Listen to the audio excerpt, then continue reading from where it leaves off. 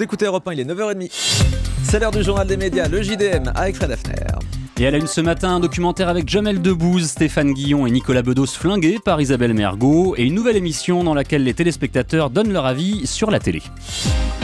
Et on commence donc avec ces déclarations d'Isabelle Mergo. Selon elle, Stéphane Guillon et Nicolas Bedos sont deux imposteurs. Et oui, elle les tacle dans une interview à TV Mag. Elle estime qu'ils critiquent un système dont ils font partie. Ils sont payés, maquillés et préparés pour la télé. La réalisatrice et comédienne juge qu'ils font attention à ne pas aller trop loin et elle enfonce le clou avec ces mots. Ils crient à la censure, mais qu'ils aillent voir les prisons chinoises. Ouais, effectivement. Autre coup de gueule, celui de Laurent Ruquier. Oui, en vacances à Marseille où il possède une maison, le présentateur de France 2 a accordé une interview au quotidien La Provence. Il en profite pour donner son avis tranché sur la télé-réalité qu'il trouve débile. On a multiplié les chaînes de télévision pour offrir de la merde aux téléspectateurs. Il faut faire le tri.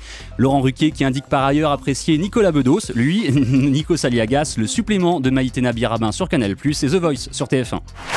Une fausse information a été publiée hier sur le site internet de l'Express. C'est sur la plateforme collaborative du site de l'hebdomadaire qu'un internaute a publié hier soir un article annonçant le décès de Jacques Chirac avec suffisamment de précision pour rendre l'information apparemment crédible. Cette information totalement fausse n'a pas été contrôlée par l'Express alors que la partie blog du magazine porte exactement les mêmes couleurs que les articles, ce qui peut facilement induire le lecteur en erreur. Oui, ça a suscité une grande polémique hier soir sur internet puisqu'évidemment cette information a été reprise sur les réseaux sociaux avant d'être évidemment démentie puisque de toute manière elle est entièrement fausse et c'est vrai que ça pose quelques questions sur la publication de ces articles collaboratifs sur des sites sans aucun contrôle.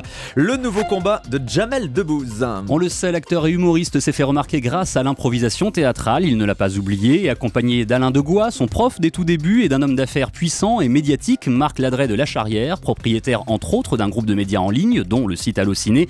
Jamel a décidé de tout faire pour que cette discipline soit reconnue par l'État et pratiquée par le plus grand nombre. Un documentaire produit par Mélissa Thoriot consacré à ce sujet sera diffusé par Canal+ en première partie de soirée le 10 septembre. Selon les trois protagonistes de ce projet, un jeune formé à l'improvisation développe des qualités précieuses et concrètes, essentielles dans le monde du travail. Un record pour le 13h de France de la semaine dernière. C'était vendredi, le 15 août, le JT présenté par Marie-Sophie Lacaro a enregistré sa meilleure part de marché de l'été en rassemblant 21,5% des téléspectateurs présents devant leur écran. Le précédent record datait de mardi avec 0,1 point de moins.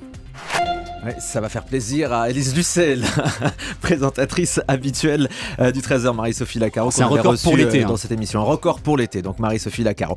Toujours sur France 2, Stéphane Bern est de retour en quotidienne le 25 août. Pour la 6e saison de Comment ça va bien, avec un nouveau décor, plus grand que le précédent, et 4 nouveaux chroniqueurs, parmi lesquels l'ancien coureur cycliste Erwan Manteour, qui donnera des conseils de relooking à celles et ceux qui souhaitent perdre du poids le mardi, et qui poussera un coup de gueule lié à l'alimentation le jeudi.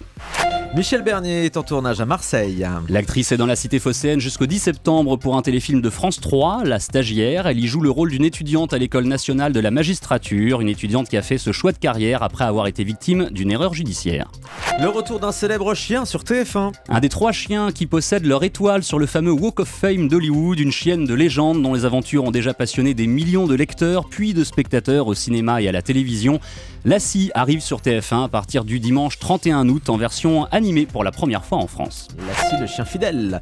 Une nouvelle génération de courses automobiles bientôt à la télé. Vous connaissez déjà la Formule 1, vous allez bientôt découvrir la Formule E comme électrique puisque c'est cette énergie qui propulse ces nouveaux bolides à 225 km/h quand même. Le tout premier championnat de Formule E démarrera le 13 septembre à Pékin et passera par la suite à Miami, Monte-Carlo, Berlin ou encore Londres. Chaque course ayant lieu sur circuit urbain en pleine ville. Donc en France, c'est Sport Plus, une chaîne du groupe Canal qui diffusera les courses de Formule E. France 2 prépare une nouvelle série, une sorte de Mad Men à la française. Une série de 8 épisodes qui ne se déroulera pas dans le monde de la publicité, mais dans celui de la télé, de l'ORTF précisément, puisque Speakerine, c'est le nom de cette nouvelle fiction, sera située au début des années 60 et sera centrée, selon sa productrice, sur l'émancipation de la femme. C'est très sympa ça. On va rester dans les séries avec l'interprète de Dexter, bientôt de retour dans une série événement aux États-Unis. Michael Seo interprétera un ancien pasteur canadien reconverti en braqueur de banque, une mini-série écrite par Stanley Kubrick avant son décès et inspirée d'une histoire vraie. La chaîne qui diffusera God Fearing Man n'est pas encore connue. Et on ne sait pas encore si ça passera en France.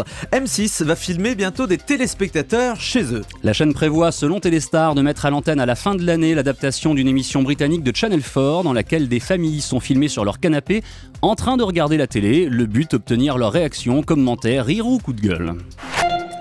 Et puis selon un sondage, la majorité des Français désapprouvent la décision du CSA concernant LCI, Paris Première et Planète Plus. Le Conseil supérieur de l'audiovisuel a refusé fin juillet le passage de ces 3 chaînes sur la TNT gratuite. Selon un sondage effectué par IFOP et commandé par Paris Première, on n'est jamais mieux servi que par soi-même, c'est connu, 70% des personnes interrogées auraient souhaité accéder à ces chaînes gratuitement. Un joli coup de lobbying de la part du groupe M6, mais un peu tard peut-être. Allez, le chiffre du jour. 4, c'est selon Closer le nombre d'émissions pour lesquelles Frédéric Lopez a signé avec France 2. Il s'agira d'un programme de divertissement de première partie de soirée dans lequel l'animateur, qui a décidé de refermer sa parenthèse inattendue après 2 saisons, recevra des humoristes. Ce sera diffusé en première partie de soirée. Et nous on referme la parenthèse du journal des médias. Merci Fred, à demain, bonne journée.